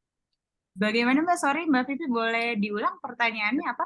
Ya, Mbak Abi kan barusan Mas Komar, Pak Sukidi dan Mas Budiman Tadrojo bicara mengenai Indonesia ke depan gitu. Indonesia banyak sekali bagaimana kita banyak kehilangan kesempatan untuk membentuk bangsa ini sesuai dengan cita-cita dan harapan dari para founding fathers gitu. Catatannya banyak sekali yang tadi sudah disampaikan. Monggo pendapatnya Mbak Ebi. Oh iya, baik ya. Tadi bagaimana tadi kita mencapai apa sih Indonesia yang diimpikan begitu ya, apa dari founding fathers dan semua pendiri bangsa kita, termasuk juga ibu-ibu bangsa kita yang banyak bicara soal itu. Mungkin apa ya, secara garis besar tentu tadi persoalannya yang dihadapi benar seperti yang sudah dipaparkan oleh penulis begitu, dan juga tadi oleh bapak-bapak sekalian, ada semacam ada isu kemiskinan, ada kritik yang lebih berfokus kepada kulturnya, bagaimana tadi praktek budaya kita, atau juga tadi apa ya namanya mentalitas bangsa kita yang menjadi sejumlah persoalan dari sana. Nah, mungkin kalau dari saya, karena ini ya mungkin saya akan lebih berfokus pada perspektif gender begitu, atau keadilan gender. Saya rasa tadi kalau kita ngomongin tentang cita-cita menjadi bangsa yang berkeadilan sosial begitu, bangsa yang menghargai keberagaman, bangsa yang juga menghargai kebebasan dan lain sebagainya, tentu itu kita sudah punya banyak perangkatnya, konstitusi juga menyediakannya gitu ya, kebijakan juga dibuat untuk itu, tapi juga mungkin tadi perlu kita melibatkan kembali atau melihat tadi bagaimana demokrasi kita, bagaimana pelibatan yang utuh gitu, yang melibatkan seluruh kelompok di dalamnya, di mana tidak ada kelompok yang tertinggal. Ide besar dari buku ini sendiri juga tadi banyak sebenarnya menyuarakan bagaimana atau dari pengalaman Mas Budi, bagaimana kelompok-kelompok marginal ini juga perlu dilibatkan. Mungkin dalam hal ini perempuan, tentu perempuan juga bukan salah satu kelompok yang homogen, tapi ada banyak lagi persoalan yang juga perlu kita lihat tadi, termasuk tadi kelompok anak muda. Kalau dari buku dan juga tadi dalam upaya mencapai Indonesia yang diimpikan 45 tahun kemudian, tentu tumpuan kita tadi adalah pada kelompok muda, baik itu dia perempuan dan laki-laki. Tapi kemudian bagaimana kita memastikan agar generasi muda ini bisa terlibat dan juga tentunya juga punya pemahaman kolektif yang sama tentang cita-cita kebangsaan kita, tentang ideal-ideal tadi, sehingga ini juga menjadi misi bersama dan juga menjadi kerja-kerja bersama.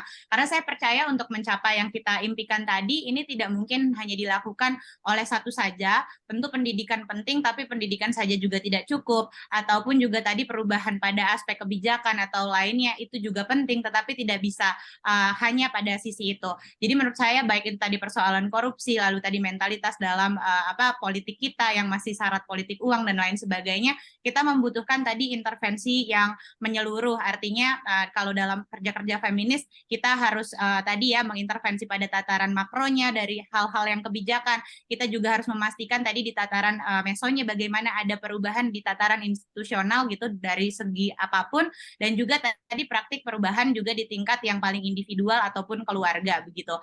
Lainnya lagi tentu pada era-era ini kita juga penting tadi ya melibatkan kemajuan teknologi, sejauh apa tadi kita mempersiapkan bangsa kita dengan kemajuan tersebut dan mengambil manfaat dari hal tersebut.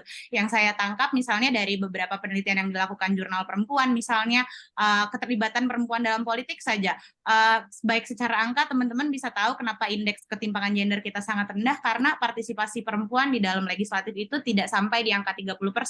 Belum lagi kepemimpinan perempuan di eksekutif dan lain sebagainya. Nah, tapi itu mungkin di dalam politik yang besar yang kita kenali, tetapi dalam politik kesehari-harian, di dalam ruang-ruang ruang-ruang publik tadi, musrembang dan lain sebagainya, ini pun masih banyak sekali tadi gap atau tertinggalnya suara perempuan dan berbagai kelompok rentan lainnya di dalam tadi ruang-ruang publik. Nah, maka tadi demokrasi yang sejati, demokrasi yang memastikan tadi dialog yang terus berlangsung, dialog yang terus saling mengujikan, menurut saya itu penting. Bagaimana tadi politik hari-hari ini, lalu juga praktek-praktek sosial di masyarakat, termasuk politik tadi di akar rumput begitu ya, di rumah ataupun tadi di komunitas masyarakat perdesaan, masyarakat miskin kota dan lainnya pasti harus tadi melibatkan suara yang terpinggirkan tadi, baik tadi itu kelompok miskin perempuan, anak, dan juga kelompok muda. Dan saya juga di tengah masalah yang banyak ini cukup percaya bahwa kelompok muda yang cukup banyak kalau kita lihat di dalam riset dianggap kelompok yang apatis atau masih terlalu hijau atau tidak punya kapasitas atau bahkan ketertarikan pada politik, sebenarnya mereka bekerja cukup banyak untuk mendorong perubahan dan memastikan tadi cita-cita kita bersama.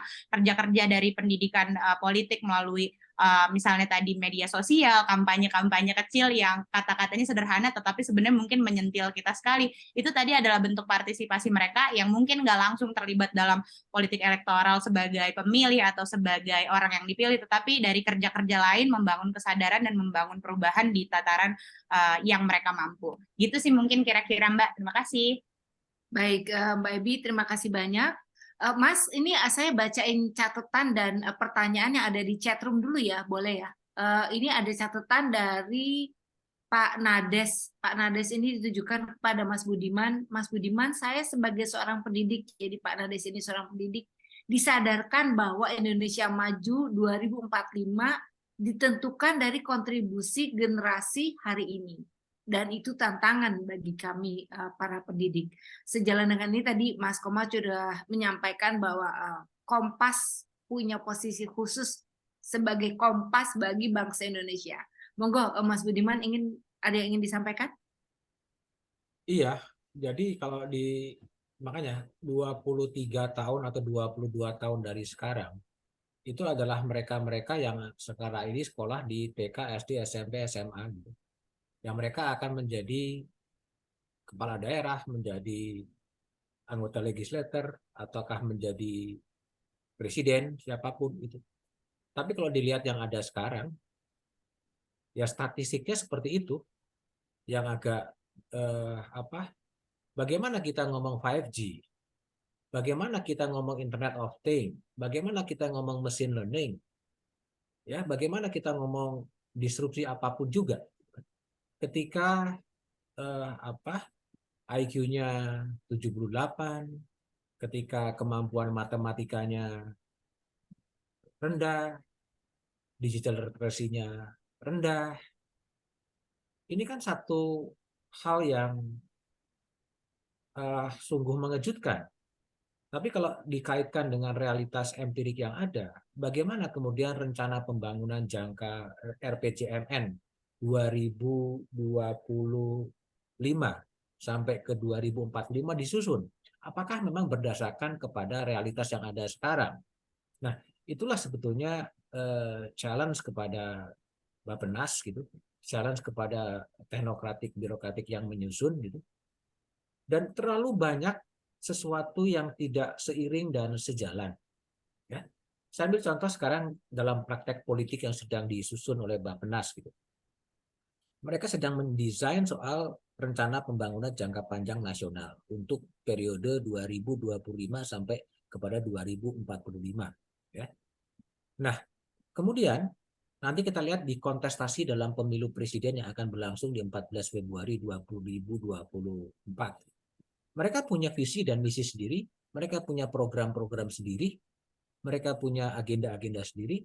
Bagaimana mengkaitkan antara praktek teknokratik politik di RPJM dengan visi misi presiden itu? Pasti tidak matching. Nah, inilah masalah-masalah yang kemudian kita hadapi sekarang ini. Tetapi saya tidak ingin juga melihat sesuatu bangsa ini menjadi sangat pesimistik. Ya. Bangsa ini adalah bangsa yang the most generous country. Bangsa ini semua data-data indeks adalah negara yang sangat dermawan. Yang itu bisa mengcounter semua pengamat-pengamat asing atau juga pengamat-pengamat orang Indonesia sangat pesimis bahwa Indonesia ini akan berat menghadapi pandemi dan lain sebagainya. Tapi enggak, ternyata kan the most generous country itu masih Indonesia. Sehingga ada sebuah modal-modal sosial, terlepas ada problem the weak society dan lain sebagainya. Ada keinginan orang-orang Indonesia untuk membantu, keinginan orang Indonesia berderma, bersedekah dan lain sebagainya. Nah, permasalahannya adalah bagaimana mengorkestrasi ya orang-orang yang super kaya sebetulnya mereka juga punya keinginan ya untuk menyelesaikan apa yang harus bisa diselesaikan. Saya bertemu dengan banyak kalangan mengatakan dia mau untuk menyelesaikan apakah itu problem stunting, apakah itu problem ketiadaan internet dan lain sebagainya. Tetapi kemudian siapa yang akan mengorkestrasi ini? Nah, ini yang menjadi sebuah tantangan besar sehingga tidak lagi sepenuhnya kepada state oriented. Di level society itu punya daya yang sangat luar biasa. Sekarang saya lagi mengamati sebuah gerakan yang dipimpin oleh Mas Rimawan Pradiptyo yang saya singgung juga dalam buku itu dengan namanya Sonjo, Sambatan Jogja. Ya, bagaimana Mas Rimawan dengan komunitas-komunitas hanya berbekal WhatsApp group yang ada di Jogja menyelesaikan soal krisis air. Bagaimana menyelesaikan soal krisis sampah. Ya, bagaimana menjalankan soal arisan untuk mengatasi vaksin. Jadi ada modal sosial yang sangat luar biasa di society kita. Ya, ikatannya sangat emosional. Nah, kalau ini bisa dikaitkan dengan hadirnya seorang kepemimpinan yang bisa menyentuh persoalan-persoalan yang real di masyarakat. Saya pikir berbagai permasalahan yang saya identifikasi tadi, banyak SMA yang tidak punya internet dan lain sebagainya, itu bisa diselesaikan. Nah, masalahnya adalah kenapa sih ini tidak bisa diselesaikan dengan cukup baik?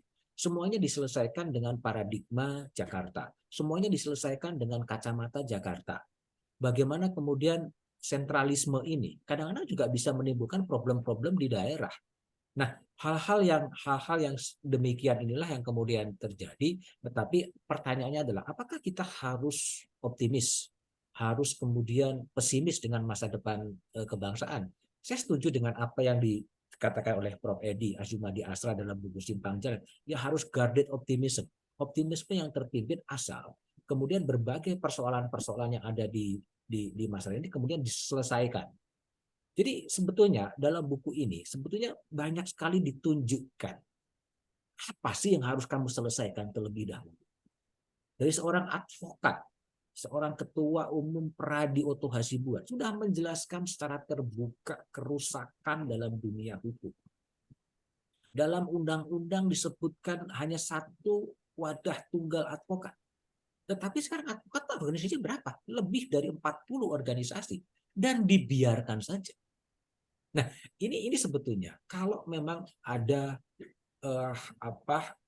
kepemimpinan yang bisa menyelesaikan problem ini, menyelesaikan problem itu, saya pikir ini bangsa ini akan lebih punya gerak maju, tidak selalu tersandra dengan masa lalu. Nah, kalau kita coba bandingkan lagi ya, apakah pidatonya Mohtar Lubis di tahun 74 soal manusia Indonesia? Ya, Mohtar Lubis pernah berpidato di TIM yang menyebutkan manusia Indonesia menjadi kontroversi. Di antaranya adalah munafik dan hipokrit, enggan bertanggung jawab, berperilaku feodal, percaya tahyul, artistik, dan berkarakter lemah. Kalau itu kita refleksikan pada kondisi sekarang, apakah itu juga bukan masih ada? Bahkan Hendrawan Supratekno, politisi PDIP, mengatakan kemunafikan itu bahkan dibiayai oleh negara. Nah, ini kan satu, artinya kan dalam konteks itu, bangsa ini kan sebenarnya maju, tetapi tidak terlalu bisa lebih pesat, karena problem-problemnya itu tidak sepenuhnya kemudian diselesaikan. Nah, dengan berbekal ke arah seperti itu, saya sebetulnya ingin membangun sebuah diskurs, mengidentifikasi masalah bangsa secara lebih real, dan kemudian meminta kepada calon presiden atau siapapun mengadres permasalahan-permasalahan bangsa, dan bersama dengan civil society kemudian membuat roadmap bagaimana mendesain Indonesia 2045, dan itu tidak hanya menjadi monopoli dari politisi atau dari Bappenas yang menyusun soal RPJMN menuju 2025 ke 2045. Jadi semangat di balik buku itu adalah mencoba memaparkan kondisi, dan mereka punya sebuah impian, ya mari kita kemudian carikan selesai bersama, ada sebuah roadmap di bidang hukum seperti apa, di bidang ekonomi seperti apa, di bidang sosial seperti apa, di bidang kebudayaan seperti apa. Karena betul ada pertanyaan juga tadi, mimpi akan hanya menjadi mimpi kalau tidak ada keinginan untuk membuat roadmap ke situ.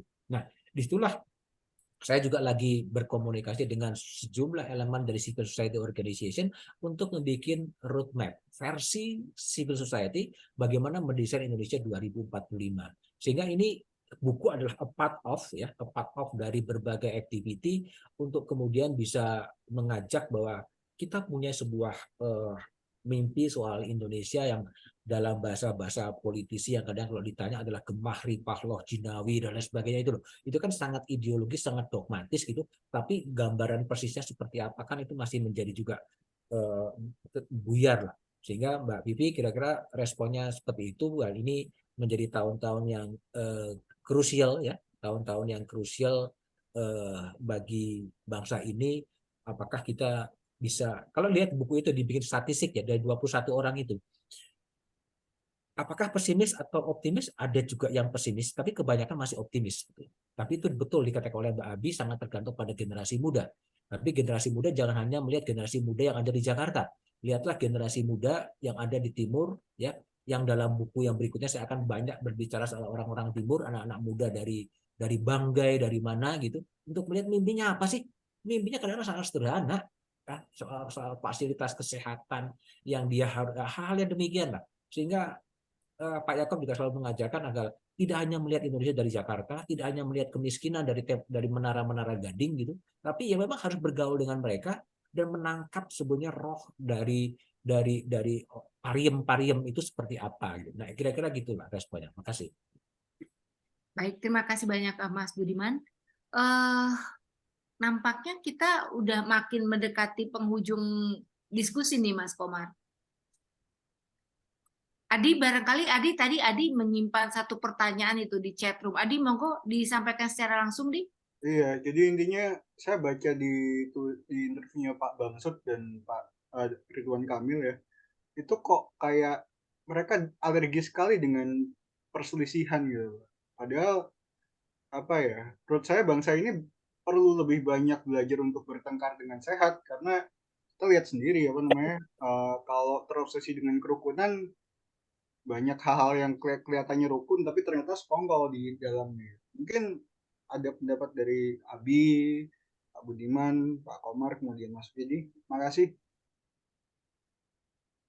Kita mulai dari, karena bicara mengenai perpecahan atau perselisihan nih, Mas Sukidi, tadi saya sudah sempat membacakan pendapatnya beliau. Mas Sudi, silakan, Pak Sukidi, silakan ditanggapi apa yang disampaikan oleh Adi. Karena menurut Pak Sukidi, kita nih senang, bahasa yang senang banget memelihara perselisihan gitu ya Pak ya. Monggo Pak. Iya, sebenarnya ini terkait dengan pengalaman kita sebagai bangsa yang baru 78 tahun merdeka. Nah, jadi kita harus melihat ini dalam perspektif yang lebih panjang gitu. Karena itu sebenarnya saya sih melihat begini. Kalau kita baca kembali kekhawatiran Thomas Jefferson, kenapa Amerika itu tidak memilih demokrasi langsung? Karena para pendiri Amerika, Thomas Jefferson dan kawan-kawan, begitu khawatir bahwa demokrasi langsung itu mengantar kaum demagog ke puncak kekuasaan.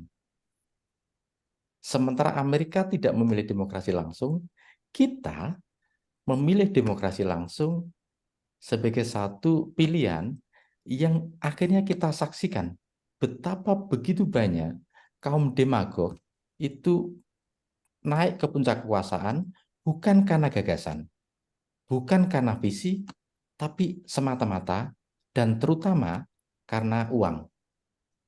Jadi uang itu menjadi penentu utama buat mereka untuk akhirnya bisa ketampuk kekuasaan. Jadi faktor uang itulah yang membuat akhirnya demokrasi itu tidak menimbulkan kesetaraan, tapi justru melahirkan ketimpangan. Kenapa? Karena hanya mereka yang punya modal yang akhirnya bisa naik ke tambung kekuasaan, dan praktek-praktek oligarki yang akhirnya membuat demokrasi kita begitu rusak. Itu pertama Mas Hadi. Yang kedua yang kalah menariknya adalah saya khawatir bahwa divided society ini tidak berkurang tapi terus berlanjut itu. Itu yang saya khawatirkan. Kenapa? Karena akhirnya masyarakat itu selalu dipertentangkan dengan pilihan-pilihan politik yang berbeda dan yang membuat mereka akhirnya bertengkar. Bukan bertengkar secara sehat seperti yang Anda bayangkan tadi, itu bertengkar secara begitu buruk. Begitu buruk. Dan saya kira ada satu survei di mana keadaban kita di dunia medsos itu terburuk sekali.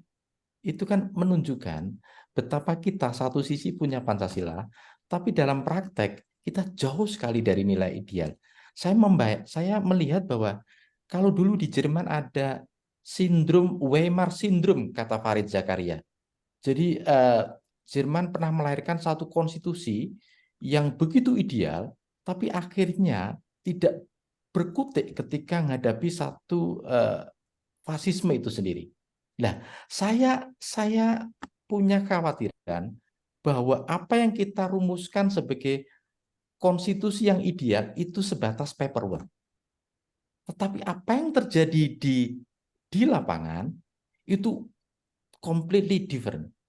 Begitu begitu buruk, dan kita sekarang hari-hari ini menyaksikan pertarungan dari dua kubu yang ingin saya sederhanakan dalam kubu kaum moralis yang melihat moralitas itu harus menjadi basis kehidupan politik, dan kubu realis yang melihat bahwa kemenangan itulah yang menjadi tujuannya. It doesn't matter about morality. They don't care about morality. And they don't see the morality as the basis for political life.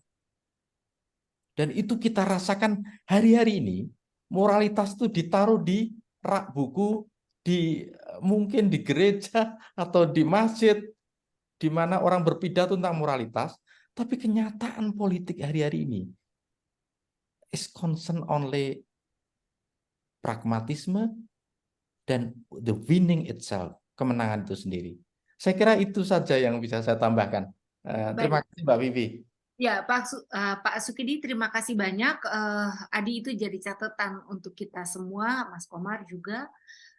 Sebelum kita mengakhiri, mungkin ada 1 menit closing statement dari pembicara kita dulu ya, Mas ya. Mas Budiman yang akan segera menuju ke stasiun, boleh kita minta dulu closing statement ya, Mas Komar? Boleh ya? Ya, kalau saya menulis buku ini karena kegelisahan saya kepada Republik dan juga kecintaan saya pada Republik. Boleh jadi saya sangat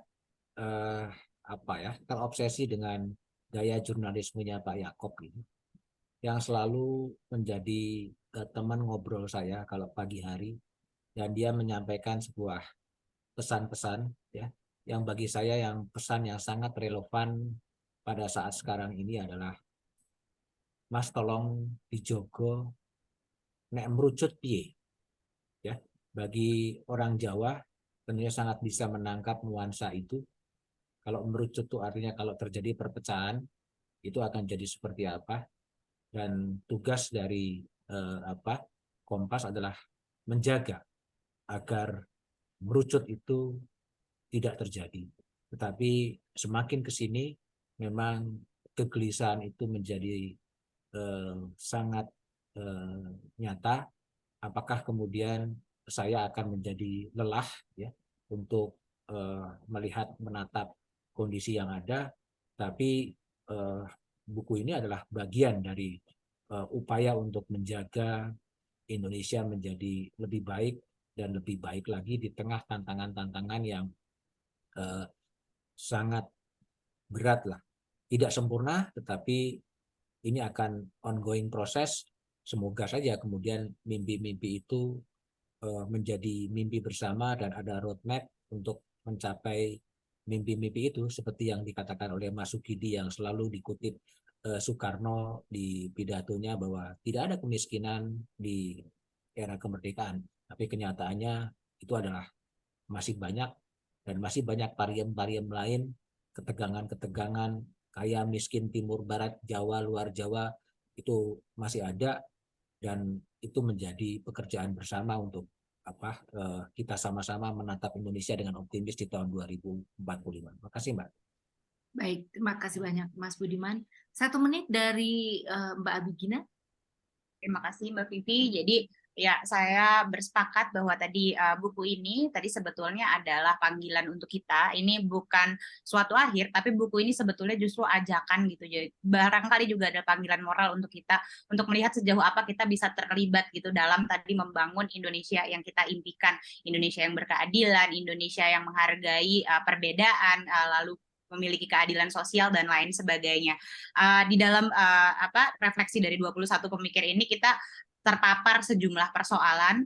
Tentu persoalan itu tidak mudah, melainkan sangat kompleks ya. Ada persoalan dari aspek hukum, bagaimana penyusutan ruang masyarakat sipil, terus juga ada persoalan ekonomi dan lain sebagainya. Yang mana menurut saya upaya dari buku ini sendiri adalah mencoba melihat para pemikir, apa sih tawaran mereka atau jalan mana yang sebetulnya yang paling utama untuk ditempuh supaya kita bisa merespon situasi kita hari ini.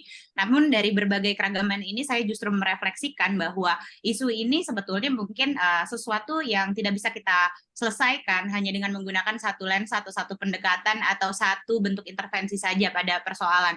Melainkan justru kita butuh pendekatan yang interseksionalitas yang mengaitkan tadi ya berbagai persoalan dengan kelindannya, dengan tadi aspek-aspek seperti identitas yang berbeda, ekonomi berbeda dan lainnya, untuk justru kita bisa merumuskan kembali apa sebetulnya yang menjadi tujuan kita bersama. Nah, saya juga percaya dari paparan yang tadi dipaparkan oleh Bapak sekalian bahwa solidaritas itu juga masih relevan, dan ini juga harusnya tadi menjadi semangat kita untuk merespon 2045 bahwa kerja-kerja ini nggak bisa kita letakkan hanya entah pada negara saja atau pada perubahan hukum saja, tetapi semua pihak termasuk kita sebagai individu harus mengambil ruang kita, mengambil peran kita untuk tadi menghidupi demokrasi itu supaya dia tidak sekedar menjadi cangkang, tetapi memang memiliki atau mengaplikasikan demokrasi yang sejatinya.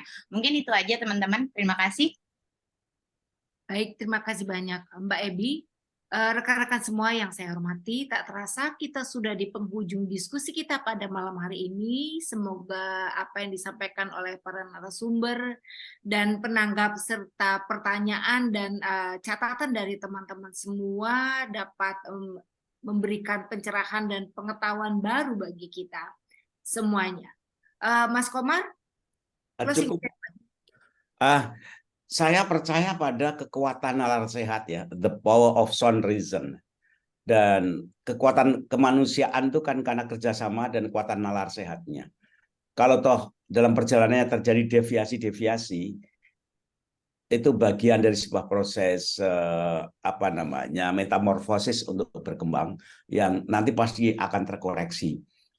Hanya saja kadang ada orang yang cepat melakukan koreksi, ada yang lama, ada sekolahnya tuh lama naik-naiknya, ada yang cepat gitu. Nah, bangsa Indonesia itu agak lama naik kelasnya, tapi betapapun satu saat pasti akan terkoreksi dan akan naik kelas gitu. Makasih.